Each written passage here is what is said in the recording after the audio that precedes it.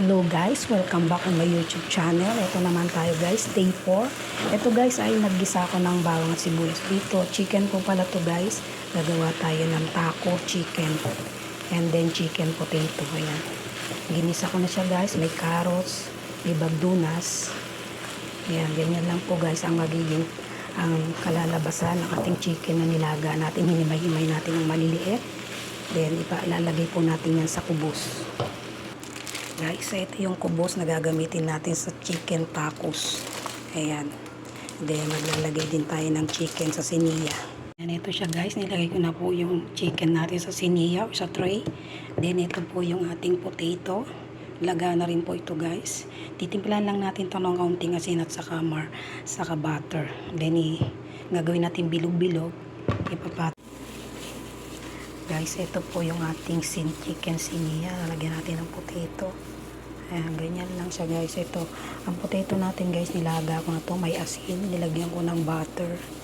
Kaunting butter guys. Para may lasa yung ating patatos. Ayan, ganyan siya guys.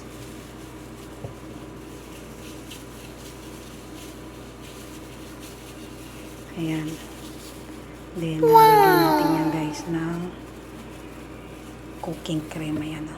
And then, yung ating mozzarella. Pinuhin lang natin. Malilit lang guys yung ating lagay na potato.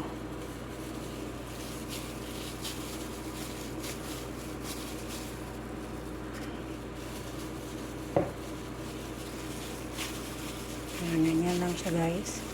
Ating chicken, siniya, potato.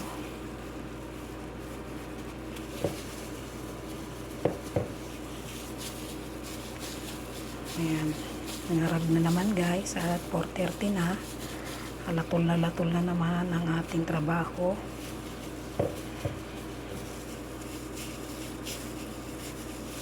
Ayan. Sa daling oras lang ay kainan na naman.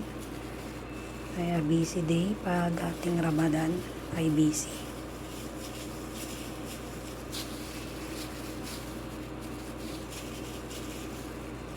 Ayan guys.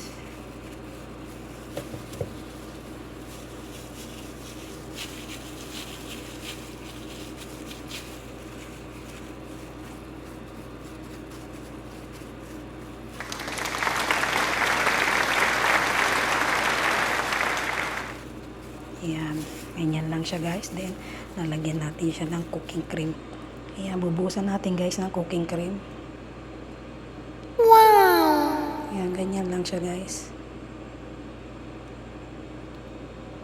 Ayan. Yeah! Ganyan po. Then, mozzarella. Ayan. Ayan, mozzarella.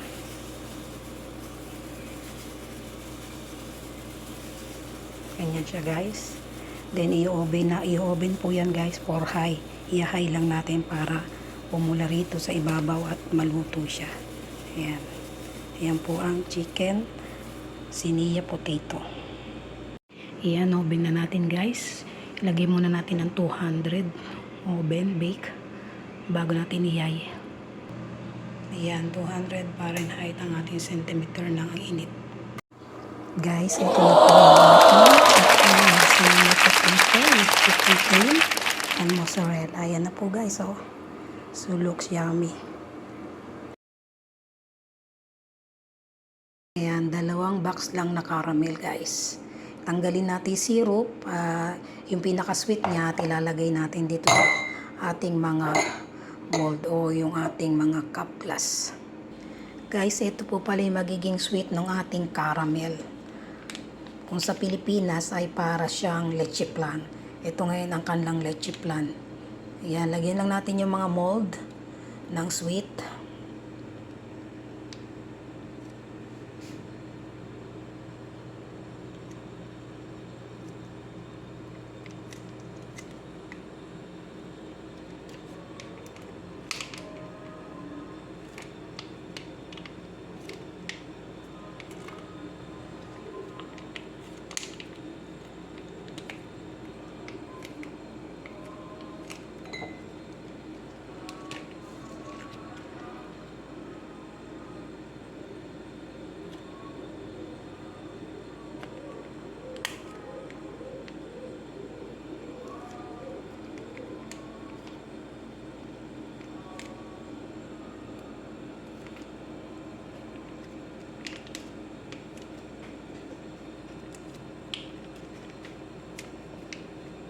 Ayan, ganyan lang siya guys. At ayun lang guys, ito, nagsalang tayo ng gather. Painitin natin to guys at lalagyan natin siya ng gatas. Yung gatas guys, ito, fresh milk. Ayan, pakukuluin lang natin yung gatas. Ayan, buhusan na po natin ng gatas yung ating gather.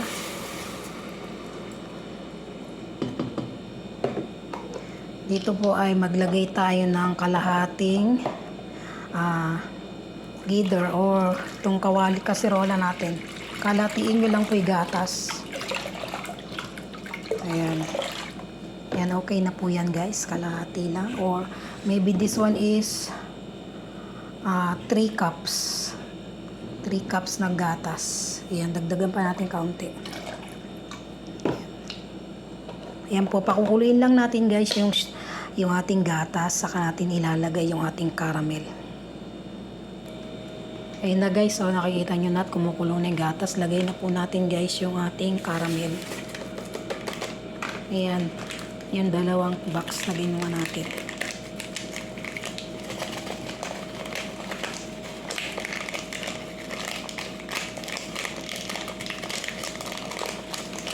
And then, halu-haluin nyo lang to guys para ma-dissolve yung caramel. Sa mahinang apoy lang guys. Para hindi siya guys umapaw sa pagkulo. Yan, halu-haluin lang doon guys. Yan, ganyan lang po guys. Halu-haluin mo hanggang ma-dissolve yung caramel na nilagay mo. Make sure lang po na mahina ang ating apoy para hindi siya, yung pagkulo ay hindi umapaw. Yan po, instant caramel.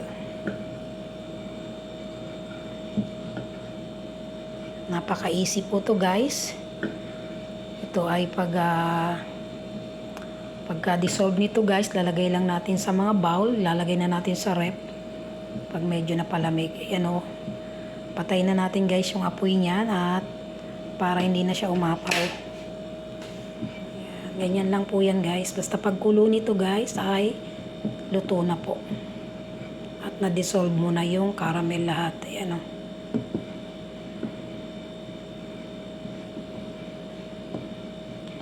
Ayan, pwede mo na guys siyang hanguin. Ayan guys, ganyan po ang texture nyo. Ayan, medyo halu-haluin lang natin kaunti para medyo lumamig para paglagay sa ating mga bowl.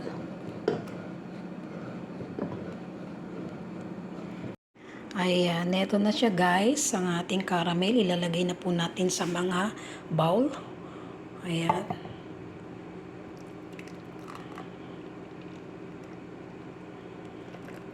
Yan siya guys. Oh. Ganyan lang magiging itsura niya guys. Then, palalamigin muna natin yan ng kaunti, guys, bago natin ilagay sa rep.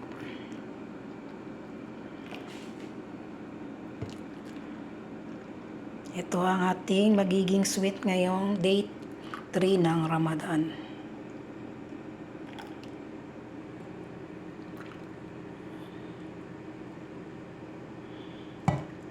Iyan.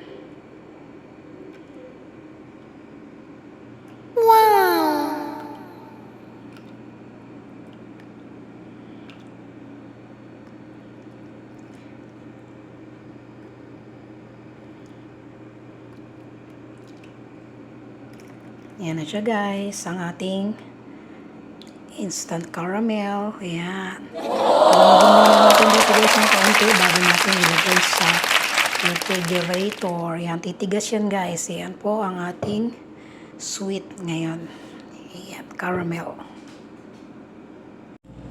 Guys, ito na po pala ang ating caramel. Ang result ng ating caramel, diba guys? Ayan, matigas na po. Ilagay natin sa rep. Ayan, matigas na ang ating caramel.